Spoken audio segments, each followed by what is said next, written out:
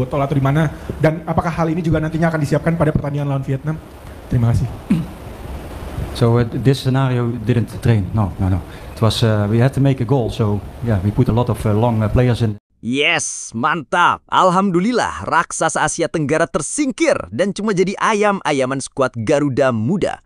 Begini taktik gila dan tidak masuk akal Gerald Van den Broek.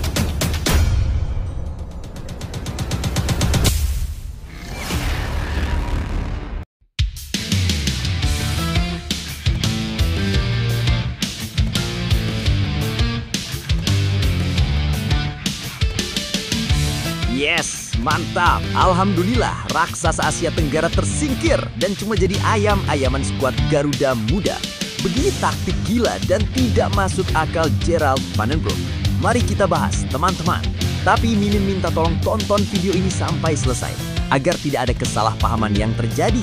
Dan tak bosan-bosan juga, tolong like dan share video ini ke media sosial kalian agar semua orang tahu apa yang sedang terjadi.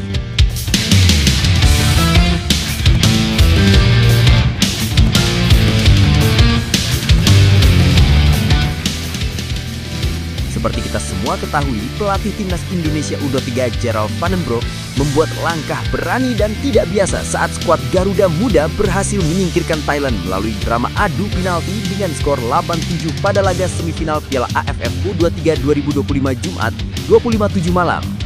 Dalam pertandingan yang berlangsung ketat, Indonesia sempat tertinggal 0-1. Untuk membalikan keadaan, Van den Broek merombak strategi dan melakukan 3 pergantian pemain sekaligus. Ia memasukkan Alvarez Buffon, Muhammad Ferrari, dan Brandon Schuneman. Yang menarik, 2 dari 3 pemain tersebut tidak dimainkan di posisi aslinya. Brandon diplot di lini tengah, sementara Ferrari yang notabene seorang bek dibasang sebagai penyerang dadakan. Formasi timnas pun ikut berubah dari 4-3-3 menjadi lebih menyerang dengan skema 4-2-4. Ferrari diduetkan dengan Jens Raven di lini depan untuk memberikan tekanan penuh kepada pertahanan Thailand. Langkah nekat Van den Broek berbuah manis. Menit ke-84 Jens Raven berhasil menyamakan kedudukan lewat sundulan yang memanfaatkan situasi di depan gawang. Tidak berhenti di situ, Ferrari kembali menunjukkan fleksibilitasnya saat pertandingan memasuki babak tambahan dan Doni Tri Pamungkas ditarik keluar. Ferrari kembali ke posisi bertahan sebagai bek sayap kiri. Pertandingan akhirnya harus ditentukan lewat adu penalti setelah skor 1-1 bertahan hingga akhir perpanjangan waktu. Dalam babak tos-tosan ini, Buffon menjadi pahlawan dengan mencetak penalti penentu kemenangan. Garuda Muda unggul 8-7 dan memastikan satu tempat di partai puncak. Indonesia U23 akan menghadapi Vietnam di final Piala AFF U23 2025 yang dijadwalkan berlangsung di Stadion Gelora Bung Karno pada Selasa 29/7 mendatang. Turnamen ini menjadi tantangan perdana bagi Van den Broek sebagai pelatih kepala timnas U23, sekaligus momentum untuk membentuk generasi baru sepak bola Indonesia yang lebih matang menghadapi ajang-ajang besar ke depan. Nah, sebelum lanjut mendengar berita ini, untuk para netizen, keluarkan satu kalimat pamungkas untuk menanggapi kabar ini. Menurut kalian, dengan penampilan keseluruhan di 4 pertandingan fase grup melawan Brunei Darussalam, melawan Filipina, dan melawan Malaysia, dan 1 pertandingan di semifinal melawan Thailand, apakah kalian yakin timnas Indonesia U23 mampu mengalahkan Vietnam di final nanti dan menjadi juara Piala AFF U23 edisi tahun ini? Atau justru kalian punya pendapat lain? Ayo teman, berikan tanggapan kalian di kolom komentar. Bravo Timnas, bravo Gerald Van den Broek, bravo PSSI. Ayo Garuda, buktikan bahwa level kita sudah dunia. Buktikan bahwa kita adalah raksasa Asia. Trofi Piala AFF harga mati. Di sisi lain, jangan lupa juga satu kalimat khusus untuk tim kepelatihan timnas di semua kelompok umur yang sedang berusaha keras memajukan sepak bola Indonesia. Silakan tulis di kolom komentar. Ayo terbang tinggi Garuda.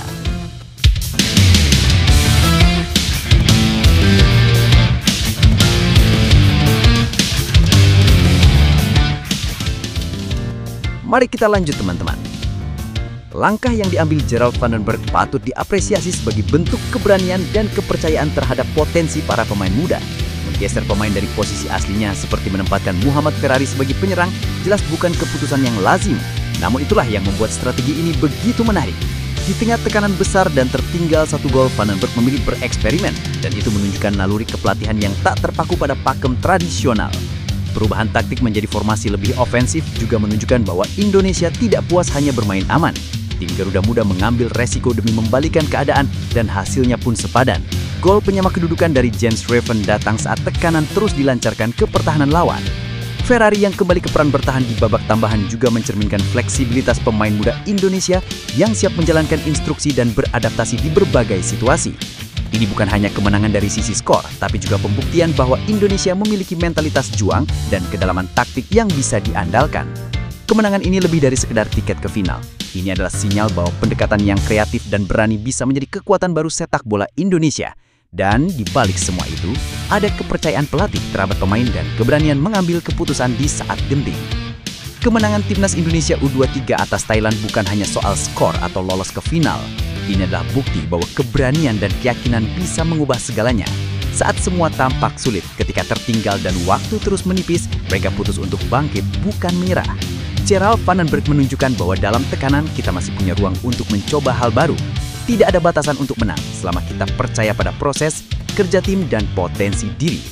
Muhammad Ferrari, seorang bek, bisa jadi striker. Artinya siapapun dari kita bisa keluar dari zona nyaman dan mencoba hal yang tampak mustahil. Kuncinya adalah mau belajar, siap bekerja keras, dan tidak takut gagal. Jangan pernah ragu untuk berani. Kadang langkah yang paling gila justru membuka jalan menuju hasil luar biasa. Jadi kalau hari ini kamu merasa sedang tertinggal, ingat permainan belum selesai. Kau masih bisa membalikan keadaan. Tetap percaya dan terus maju.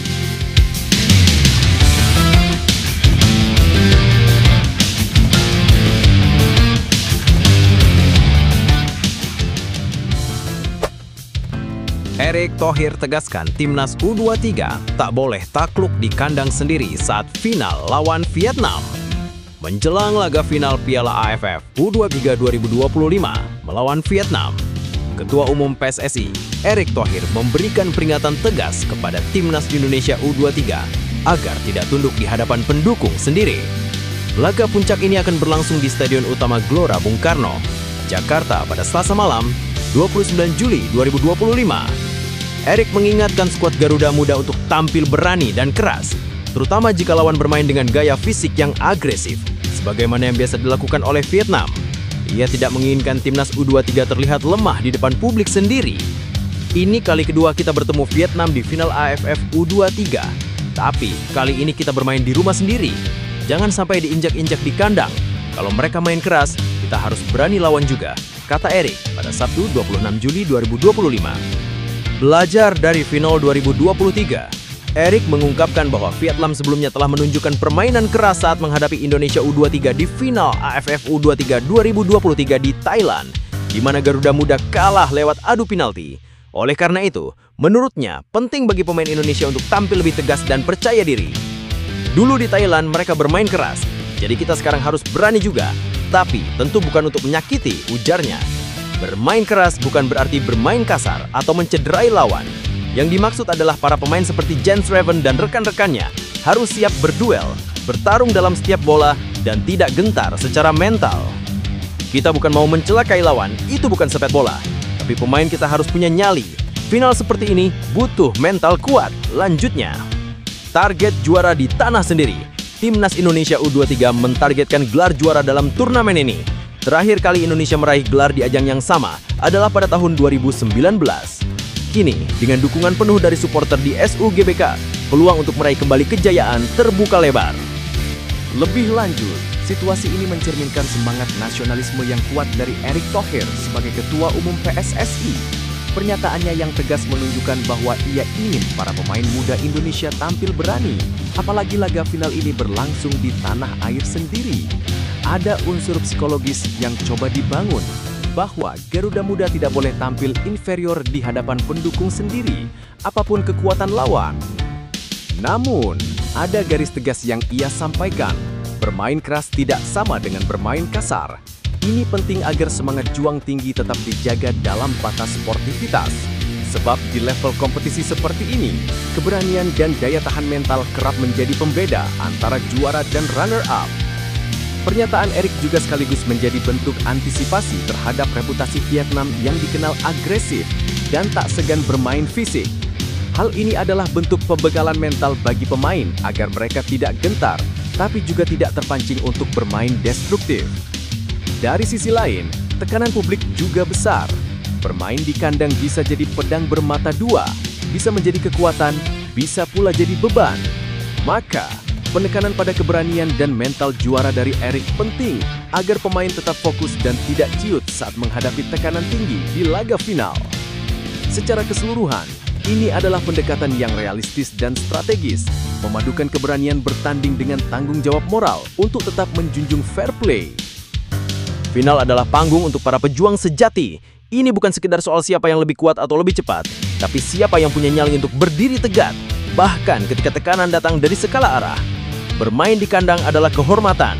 Di balik sorak-sorai ribuan supporter Indonesia, ada harapan miliaran rakyat Indonesia. Jangan takut pada nama besar lawan, karena semangat dan keberanian kalian jauh lebih besar. Ingat, setiap tackle kalian, setiap sprint, setiap tetes keringat, itu bukan hanya untuk menang, tapi membuktikan bahwa kalian layak disebut Garuda Muda. Lawan boleh bermain keras, tapi kita tak akan mundur. Kita hadapi, kita lawan, dengan kepala tegak dan hati membara. Bermainlah dengan penuh keberanian, tapi juga dengan kehormatan. Tunjukkan bahwa Indonesia bukan sekedar tuan rumah, tapi juga pemilik semangat juang yang tak bisa dipatahkan. Karena ketika kalian berani berdiri, seluruh negeri berdiri bersama kalian. Garuda tak pernah tunduk. Garuda terbang tinggi. Saatnya kalian menulis sejarah. Daftar 3 calon pemain naturalisasi Indonesia untuk Agustus, siap lolos Piala Dunia 2026. Timnas Indonesia terus memperkuat skuadnya untuk menghadapi berbagai pertandingan penting yang akan datang. Salah satu langkah yang ditempuh adalah proses naturalisasi sejumlah pemain berdarah Indonesia yang berkarir di luar negeri. Pada bulan September nanti, tim Garuda dijadwalkan menjalani 2 laga FIFA Matchday melawan Kuwait dan Lebanon. Kedua pertandingan ini menjadi ajang persiapan menjelang fase lanjutan kualifikasi Piala Dunia 2026 zona Asia, di mana Indonesia sudah masuk ke putaran keempat dan akan bertemu 2 kekuatan besar Asia Barat, Irak dan Arab Saudi.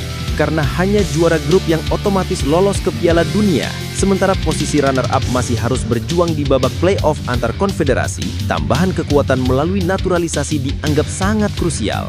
Berikut adalah 3 pemain yang dikabarkan masuk dalam daftar prioritas naturalisasi bulan Agustus. 1. Mauro Zylstra. Striker muda asal Belanda, Mauro Zylstra disebut-sebut sebagai target utama naturalisasi. Ketua Umum PSSI Erick Thohir mengungkapkan bahwa dokumen pengajuan naturalisasi untuk seorang penyerang telah diserahkan ke Kemenpora dan banyak yang menduga pemain tersebut adalah Zylstra. Dengan cederanya oleh Romeni dalam gelaran Piala Presiden 2025, lini depan timnas Indonesia kekurangan daya gedor. Rafael Struijk memang bisa dimainkan sebagai penyerang tengah, namun tambahan 1 striker baru bisa menjadi solusi jangka panjang. 2. Jairo Riedewalder. Gelandang yang pernah membela Crystal Palace, Jairo Riedewalder sudah masuk radar PSSI sejak awal tahun 2025. Meski hingga kini proses naturalisasinya belum selesai, peluangnya masih terbuka lebar jika semua pihak terkait bergerak cepat. Riedewalder bisa menjadi kekuatan baru di lini tengah Garuda walau duet Tom Hai dan Joey Peleoposi telah cukup solid. Jika proses ini rampung, skuad Indonesia akan memiliki kedalaman yang lebih baik. 3. Miliano Jonathans. Pemain sayap kanan FC Utrecht menjadi nama yang semakin kencang dibicarakan sebagai calon naturalisasi. Pemain berusia 21 tahun ini tampil di kompetisi Eredivisie musim lalu dengan mencatat 8 penampilan. Dengan posisi aslinya sebagai winger kanan, kehadiran Miliano berpotensi menambah daya serang di sektor sayap, area yang sangat penting dalam pola permainan modern timnas Indonesia. Dengan adanya 3 nama tersebut dalam radar naturalisasi, PSSI diharapkan dapat segera merampungkan proses administrasi agar para pemain bisa segera bergabung dan memperkuat skuad merah putih di laga-laga internasional yang akan datang. Lebih lanjut, situasi naturalisasi pemain yang tengah dilakukan PSSI mencerminkan keseriusan mereka dalam membangun timnas Indonesia yang lebih kompetitif di level internasional. Langkah ini bisa dipahami mengingat jadwal berat yang menanti Garuda termasuk laga kualifikasi Piala Dunia 2026 yang menuntut performa terbaik dari setiap lini. Pemain seperti Mauro Zylstra yang berposisi sebagai penyerang sangat dibutuhkan untuk memperkuat lini depan, terutama setelah cedera yang menimpa oleh Romeni. Kehadirannya diharapkan bisa menjadi solusi jangka panjang dalam produktivitas gol yang selama ini masih jadi sorotan. Di sisi lain, nama Jairo Riedewalder menawarkan stabilitas dan pengalaman di lini tengah. Meskipun sudah ada pemain-pemain berkualitas seperti Tom Hai dan Joey Pelopesi, tambahan tenaga yang punya jam terbang tinggi di Eropa tentu akan menambah kekuatan dan kedalaman skuad. Sementara itu, Miliano Jonathan sebagai winger memberikan opsi yang menjanjikan di sektor sayap. Permainannya yang eksplosif dan kemampuan bermain di liga kompetitif seperti Eredivisie bisa memperkaya variasi serangan timnas Indonesia. Meski demikian, penting bagi PSSI tidak hanya fokus pada proses administrasi, tetapi juga memastikan bahwa para pemain ini benar-benar siap secara mental dan fisik untuk beradaptasi dengan gaya permainan dan atmosfer sepak bola Asia Tenggara. Proses integrasi ke dalam tim harus berjalan mulus agar hasil dari naturalisasi ini bisa maksimal, bukan sekedar formalitas semata. Langkah yang sedang ditempuh timnas Indonesia saat ini adalah bukti bahwa mimpi besar sedang dibangun. Mimpi untuk tidak hanya bersaing, tapi juga berjaya di level dunia. Proses naturalisasi bukan sekedar menambah jumlah pemain, melainkan tentang menanamkan harapan baru, semangat juang baru, dan membuka lembaran baru bagi sepak bola Indonesia. Perjalanan menuju Piala Dunia bukanlah jalan yang mudah, tapi setiap langkah kecil, termasuk mendatangkan talenta dari luar negeri yang punya darah Indonesia, adalah bagian dari strategi besar untuk membuktikan bahwa Garuda bisa terbang tinggi. Kita sedang menyusun kekuatan yang lebih daripada hanya nama besar. Kita menyatukan keberanian, pengalaman, dan tekad untuk para pemain. Ini adalah kesempatan emas bukan hanya membela tim nasional, tapi juga menjadi bagian dari sejarah. Dan untuk para supporter, teruslah percaya, karena dukungan kalian adalah bahan bakar yang menggerakkan semua perjuangan ini. Kita belum sampai di puncak, tapi arah kita sudah benar. Mari terus melangkah bersama. Garuda takkan pernah terbang sendirian. Kata-kata asisten pelatih Timnas Indonesia U23 usai kalahkan Thailand. Tim nasional Indonesia U23 berhasil mengamankan tiket final Piala AFF U23 2025 setelah menaklukkan Thailand melalui drama adu penalti yang mendebarkan. Jumat 25 Juli, laga semifinal ini berakhir imbang 1-1 di waktu normal dan tambahan waktu, sebelum akhirnya tim Garuda Muda menang 7-6 di babak penalti. Asisten pelatih Timnas Indonesia U23, Frank van Kempen, yang hadir mewakili pelatih kepala Gerald Vandenberg dalam sesi konferensi pers usai pertandingan, mengungkapkan rasa bahagia dan bangganya atas keberhasilan anak asuhnya melaju ke partai puncak. Kami benar-benar senang dengan kemenangan ini. Pertandingannya sangat melelahkan, 90 menit penuh tekanan, ditambah perpanjangan waktu, dan akhirnya ditentukan lewat adu penalti. Rasanya luar biasa bisa melewati semua itu dan keluar sebagai pemenang, ujar Van Kempen. Ardiansyah, pahlawan di bawah Mistar. Muhammad Ardiansyah, penjaga gawang Timnas U23 yang tampil gemilang sepanjang laga, dinobatkan sebagai pemain terbaik dalam pertandingan ini. Beberapa kali ia melakukan penyelamatan penting, termasuk satu penyelamatan krusial saat adu penalti yang memastikan langkah Indonesia ke final. Laga tadi sangat berat bagi kami, tapi saya yakin kemenangan ini adalah rezeki dari Tuhan, ucap Ardiansyah dengan mata berkaca-kaca. Saya juga mengucapkan terima kasih kepada seluruh pendukung Garuda yang hadir langsung dan terus memberi semangat, tambah kiper muda dari PSM Makassar tersebut. Laga final di Jakarta. Selanjutnya, Timnas Indonesia U23 akan berhadapan dengan Vietnam dalam laga final yang digelar di Stadion Utama Gelora Bung Karno, Jakarta.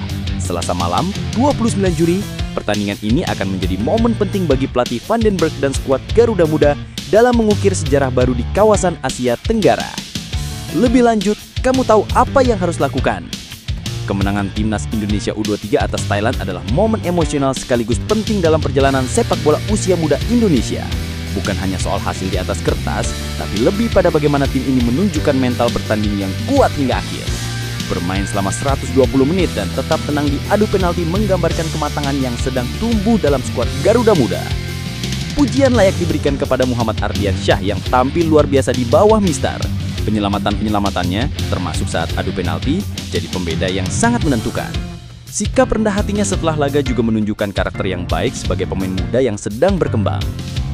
Di sisi lain, pernyataan asisten pelatih Frank van Kempen menunjukkan bahwa tim ini memang dibentuk bukan hanya untuk sekedar berpartisipasi, tapi juga bersaing dengan mentalitas pemenang. Kegembiraan mereka sangat manusiawi dan patut dirayakan karena prosesnya tidak mudah. Lolos ke final melawan Vietnam di Jakarta nanti adalah ujian berikutnya yang tentu akan lebih berat. Tapi, jika performa dan semangat seperti melawan Thailand bisa dipertahankan, peluang untuk juara bukan hal yang mustahil.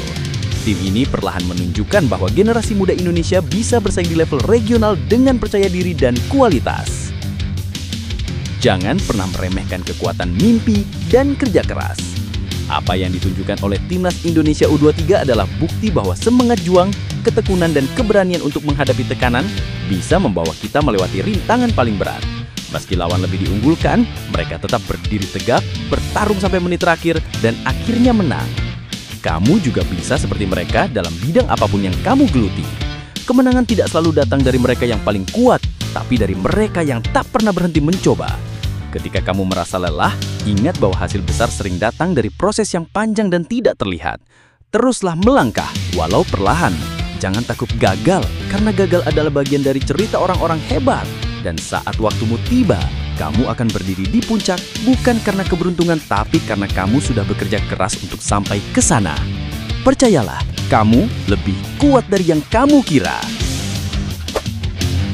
Lolos ke final Piala AFF U23 2025, Timnas Indonesia U23 masih perlu benahi lini depan.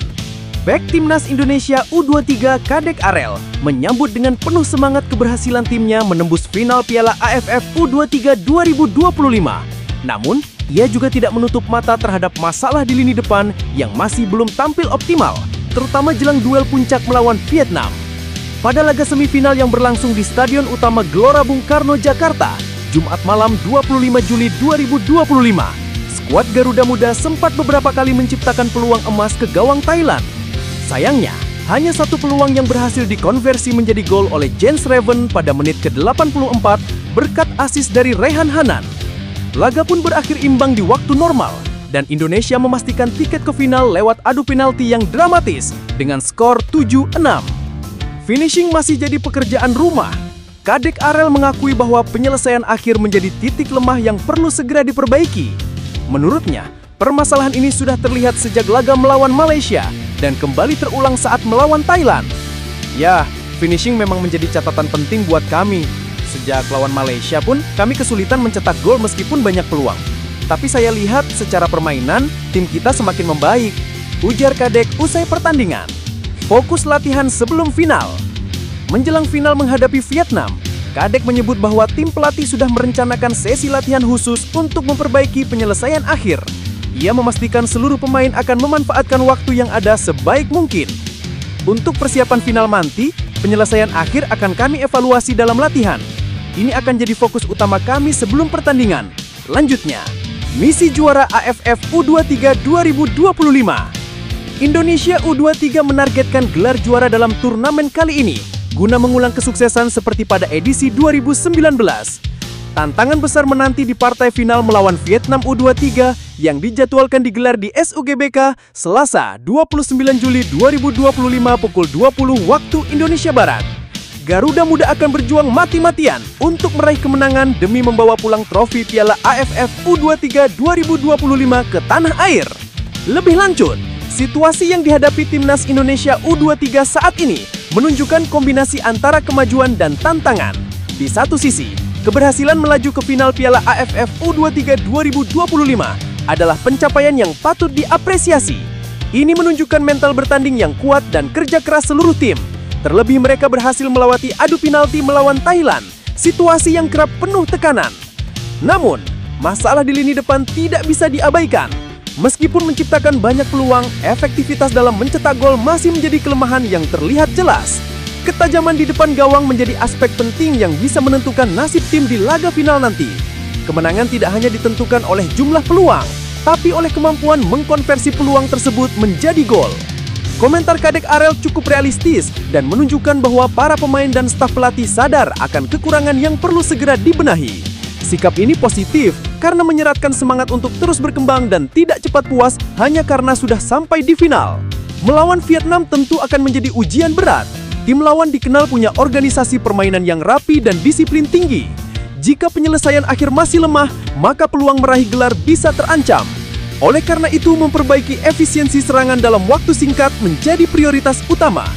Kesimpulannya, keberhasilan Indonesia U23 lolos ke final layak dirayakan. Tapi tantangan yang tersisa tidak boleh diabaikan. Mereka butuh tampil lebih tajam dan klinis jika ingin keluar sebagai juara. Timnas Indonesia U23 sudah membuktikan bahwa mereka punya semangat juang yang luar biasa. Melaju ke final bukanlah hal yang mudah. Mereka melewati tekanan, keraguan, dan momen-momen sulit di lapangan dengan keberanian dan kerjasama tim yang solid. Kini tinggal satu langkah lagi menuju sejarah. Jangan biarkan satu kekurangan mengaburkan seluruh kerja keras kalian. Justru dari tantangan itulah karakter juara dibentuk. Lini depan mungkin belum seefektif yang diinginkan, tapi kalian punya waktu, pelatih, dan semangat untuk memperbaikinya. Ingat, final bukan hanya tentang teknik, tapi juga tentang mental dan hati. Kalian mewakili jutaan rakyat Indonesia yang berdiri di belakang kalian, mendukung tanpa henti. Jadikan kritik sebagai bahan bakar, jadikan tekanan sebagai alasan untuk melompat lebih tinggi. Bermainlah dengan percaya diri, serang dengan cerdas, bertahan dengan disiplin, dan yang paling penting, bertarunglah dengan hati. Indonesia percaya pada kalian. Buktikan bahwa Garuda Muda bukan hanya kuat di semangat, tapi juga tajam di medan laga. Bawa pulang trofi itu. Garuda di dadamu, semangat juara di jiwamu. Asisten Gerald Vandenberg beberkan taktik rahasia Timnas Indonesia U23 yang sukses buat Thailand merana. Timnas Indonesia U23 berhasil menyingkirkan Thailand lewat adu penalti dramatis 7-6, 1-1 dalam laga semifinal Piala AFF U23 2025 yang berlangsung di Stadion Utama Gelora Bung Karno, Jakarta, Jumat malam 25 Juli 2025. Kemenangan ini tak lepas dari strategi mengejutkan yang diungkap oleh asisten pelatih Frank Van Kempen. Pada awalnya, skuad Garuda Muda sempat tertinggal lebih dulu lewat gol Yotsekon Burapa di menit ke-60. Namun, semangat pantang menyerah membawa hasil saat Jens Reven sukses menyamakan skor lewat sundulan tajam di menit ke-84. Van Kempen menjelaskan bahwa gol penyama itu berasal dari langkah tak terduga pelatih kepala Gerald Vandenberg yang memasukkan 3 pemain bertahan bertubuh tinggi, Muhammad Ferrari, Alvarezi Buffon, dan Brandon Schuneman sekitar menit ke-77. Kami sebenarnya tidak merencanakan strategi itu sebelumnya, tapi karena kami butuh gol, maka kami putuskan memasukkan pemain-pemain tinggi untuk mengoptimalkan bola-bola udara, ujar Van Kempen dalam konferensi pers usai pertandingan. Langkah tersebut terbukti ampuh. Umpan silang dari sektor sayap mampu dimanfaatkan dengan sempurna oleh Jens Reven dan membuat Indonesia terhindar dari kekalahan di waktu normal. Setelah bermain imbang hingga akhir perpanjangan waktu, laga berlanjut ke babak adu penalti. Disinilah mental juara Garuda Muda diuji dan terbukti. Mereka menang 7-6 dan melaju ke final. Tantang Vietnam di final. Kemenangan ini membawa Indonesia ke partai puncak Piala AFF U23 2025 di laga final yang akan digelar pada Selasa, 29 Juli 2025. Garuda Muda akan menghadapi Vietnam U23 yang sebelumnya menang 2-1 atas Filipina. Laga ini akan menjadi ulangan final edisi 2023 di mana Indonesia gagal menjadi juara. Kini harapan besar ada di pundak anak asuh Vandenberg untuk membalas kekalahan tersebut dan membawa pulang trofi juara. Kemenangan dramatis Timnas Indonesia U23 atas Thailand di semifinal Piala AFF U23 2025 menunjukkan bahwa keberanian mengambil keputusan di luar skenario bisa menghasilkan dampak besar. Keputusan pelatih Gerald Vandenberg untuk memasukkan 3 pemain bertahan berpostur tinggi meski tidak direncanakan dalam latihan memperlihatkan fleksibilitas strategi yang cerdas. Ini juga membuktikan bahwa sepak bola bukan hanya soal rencana, tapi juga insting dan keberanian bertindak cepat di situasi genting. Gol Jens Reven menjadi bukti bahwa perubahan taktis tersebut berhasil dan menunjukkan efektivitas pendekatan fisik dalam duel bola udara. Strategi ini juga mencerminkan kesiapan mental para pemain yang tetap tenang dan fokus meski tertinggal lebih dulu.